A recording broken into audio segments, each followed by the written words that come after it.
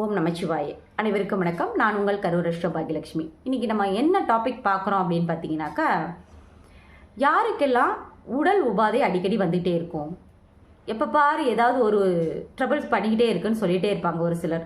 இப்போ அது ஜாதக ரீதியாக யாருக்கெல்லாம் அந்த அமைப்பு இருக்கும் அப்படிங்கிறத இன்றைக்கி நம்ம பார்க்கலாம். முதல்ல நம்ம மனித வாழ்க்கையில் நோயற்ற வாழ்வே குறைவற்ற செல்வம் அப்படின்னு நம்ம முன்னோர்கள் சொல்லி வச்சுருக்காங்க. உண்மையிலேயே நோயற்ற வாழ்வு அப்படிங்கிறது தான் ஒரு மனிதனுக்கு குறையாத செல்வத்தை கொடுக்கக்கூடிய ஒரு விஷயம்னு நம்ம சொல்லலாம்.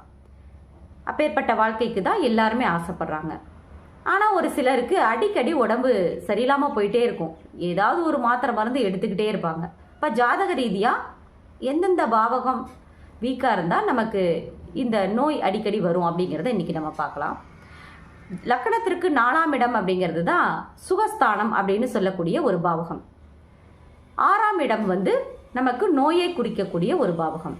அப்போ 4ஆம் அதிபதி வீக்காக இருந்து 6ஆம் அதிபதி ஸ்ட்ராங்காக இருக்காரு அப்படின்னாக்கா அவங்களுக்கு அடிக்கடி உடம்பு சரியில்லாமல் போயிட்டே இருக்கும், ஏதாவது ஒரு உடல் உபாதை வந்துக்கிட்டே இருக்கும் அப்படிங்கிறத நம்ம சொல்லலாம். அதாவது 4ஆம் அதிபதி வலு இழந்து 6ஆம் அதிபதி வலுவாக இருக்கும் ஜாதகர்களுக்கு அடிக்கடி உடல் உபாதை வந்து கொண்டே இருக்கும் அப்படிங்கிறத நம்ம சொல்லலாம்.